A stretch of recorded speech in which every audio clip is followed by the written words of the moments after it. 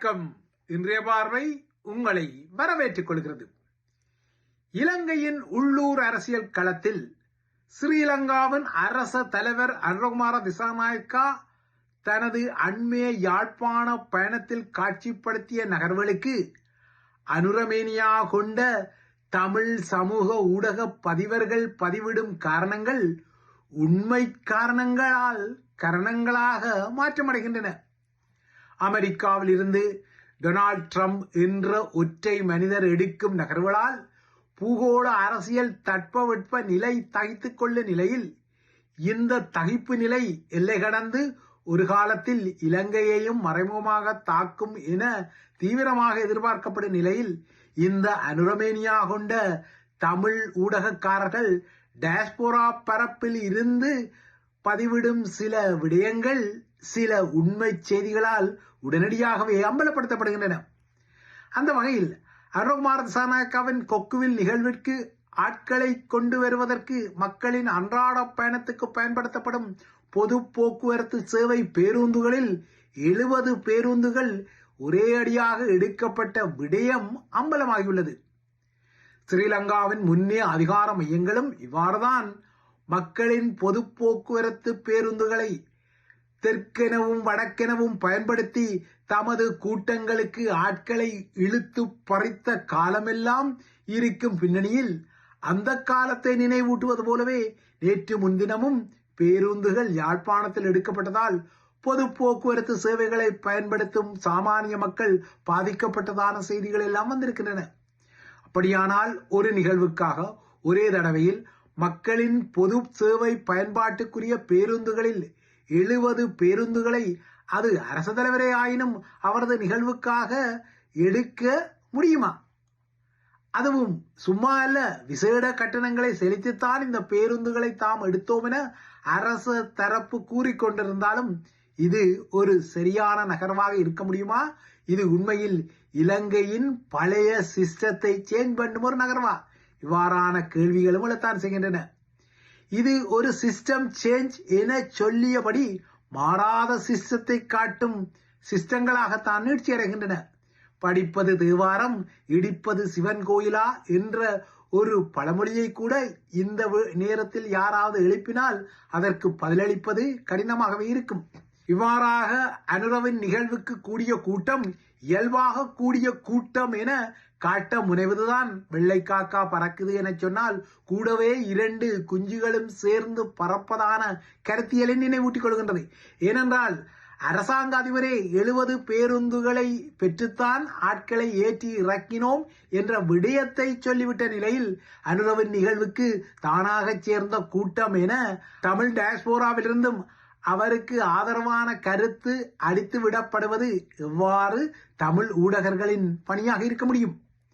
இவ்வாறாக அடித்துவிட தயங்காத social media இன்ஃபுளுசர்கள் இப்போது லண்டனிலும் விரைவிட்டார்கள். இந்த நிலை கண்டு தலையில் அடித்துக் கொள்வதா, இல்லை என்றால் சிட்டுக்குருவிக்கு பட்டம் கட்டினால் அது அங்கும் இங்கும் பறந்து சட்டிவானை முட்டியெல்லாம் மோதி இவ்வாறுதான் லொடவென சத்தத்தை திடீரென எழுப்பும் பின்னர் திடீரென அடங்கும் என்பது போல நினைத்து ஆறுதல் கொள்வதா என்பதையும் தெரியவில்லை. அனுரகுமார திசாநாயக்காவை பொறுத்தவரை அவர் இலங்கையில் ஒரு மாற்றத்தை ஏற்படுத்த முனையக்கூடிய ஒரு தலைவராக இருக்கக்கூடும். ஆனால் அவர் இல்லைனால் அவரது தரப்பு சொல்லிக்கொள்ளும் சிஸ்டம் சேஞ்ச் உண்மையில் வரவில்லை என்பது கசப்பான ஒரு விடயம். ஆனால் அது வரக்கூடும் என்ற நம்பிக்கைகள் விதைக்கப்படுகின்றன. இந்த நம்பிக்கைகள் உள்ளன, அதனையும் மறுப்பதற்கில்லை.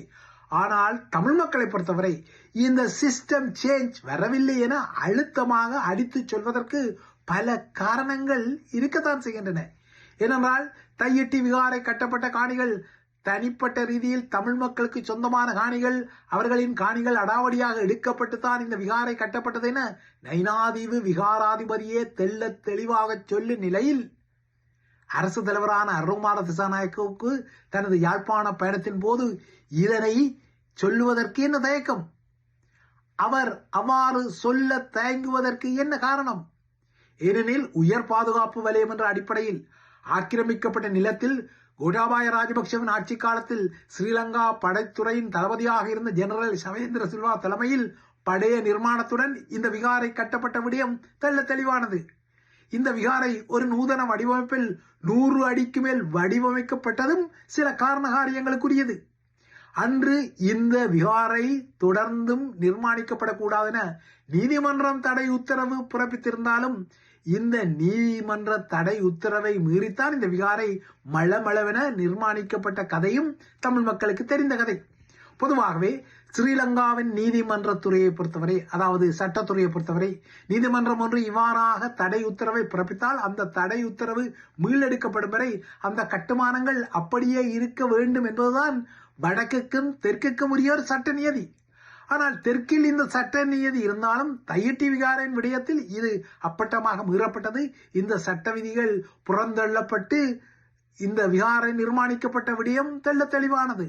ஆனால் இப்போது இந்த விடயத்தை சிஸ்டம் சேஞ்ச் என கூறும் அரசாங்கம் ஏன் தெள்ள தெளிவாக ஏற்றுக்கொள்ள மறுக்கிறது?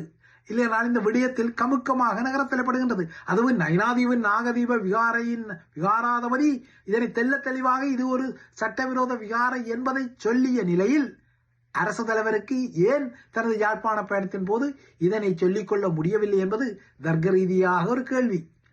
ஸ்ரீலங்காவின் பௌத்த சாசன அமைச்சு இந்த தையிட்டி நிலம் முழுமையாக விகாரைக்குரிய காணி என முன்னைய ஆட்சி காலங்களில் பொய்வாதம் செய்தது. ஆனால் இப்போது அந்த பொய்வாதம் இந்த சிஸ்டம் சேஞ்ச் ஆட்சியால் உண்மையில் நிவர்த்திக்கப்பட வேண்டும். இதற்கும் அப்பால் திஸ்ஸவிகாரை அமைந்துள்ள பகுதியில் முன்னர் 400க்கும் மேற்பட்ட சிங்கள குடும்பங்கள் வசித்ததால் அந்த பகுதியை தமிழ் மக்கள் உரிமை கோருவது ஏற்றுக்கொள்ள முடியாத ஒரு விடயம் என ஸ்ரீலங்கா படைத்துறை கூட நாடாளுமன்றம் வரை ஒரு வலிந்த திணிப்பு காரணத்தை முன்னகர்த்தியது. இதுவும் பழைய சிஸ்டங்கள் இல்லைனால் பழைய ஆட்சிகளின் குறியீடுகள். ஆனால் சிஸ்டம் சேஞ்ச் ஆட்சியின் குறியீடு இதனை மாற்ற வேண்டிய ஒரு தார்மீக பொறுப்பு இருக்கின்றது அல்லவா?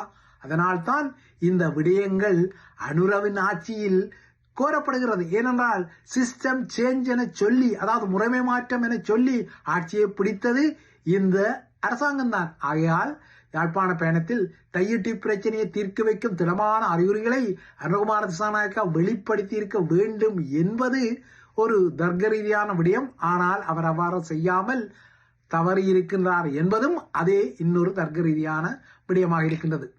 இதற்கு பதிலாக தையிட்டி போன்ற சர்ச்சை இடங்களில் போயா நாட்களில் கூடும் சிங்கள பௌத்தர்கள் அனுராதபுரத்தில் உள்ள ஸ்ரீ மகாபோதியை கடந்து யாழ்ப்பாணத்திற்கு சில் கடைபிடிக்க வருவது பக்தியல்ல பகட்டு என அனுரகுமார திசாநாயக்கா தனது யாழ்ப்பாண உரையில் சொல்லத்தான் செய்தார். ஆனால் இப்போது அந்த கருத்து சிங்கள சமூக ஊடகங்களில் எதிர்வினைகளை பெறுகின்றன. அப்படியானால் கொழும்பு வீதிகளில் ஆடிவேல் உற்சவம் நடக்கும் போது அதற்காக வடக்கிலிருந்து தமிழர்கள் வருவதையும் தடுத்துக் கொள்ள முடியுமா என்ற வகையில் இந்த எதிர்வினைகள் வருகின்றன. ஆனால் இவ்வாறான உரிமை தையிட்டி விகாரைக்கு போகும் சிங்கள பௌத்தர்களுக்கு இல்லையா என்றும் சமூக வலைத்தளங்களில் வினா எழுப்பப்படுகின்றது. அதாவது ஒரு விடயத்தை அரைகுறையாக வெறுமனவே வார்த்தை யாலங்களால் கடந்து கொள்ள முனைந்தால் இவ்வாறுதான் அது எதிர்வினைகளை ஏற்படுத்திக் கொள்ளும். அதாவது அனுரகுமார திசாநாயக்கா வெறுமனவே நாட்டில் இனவாதத்துக்கு இடமில்லை என சொல்லிக் கொள்ள தலைப்பட்டாலும் சில பௌத்த ஆக்கிரமிப்பு விடயங்களை அரச தலைமைத்துவம் என்ற வகையில் துல்லியமாக கையாளாமல் பூசி மெழுக தலைப்பட்டால் இது மறுபுறத்தே பௌத்த இனவாதிகளை திறநிலைப்படுத்தி சில எதிர்வினைகளை உருவாக்கி கொள்ளும். ஆகையால் இது உண்மையில் சிஸ்டம் சேஞ்சா என்பது ஒரு கேள்வியாகத்தான் இருக்கும்.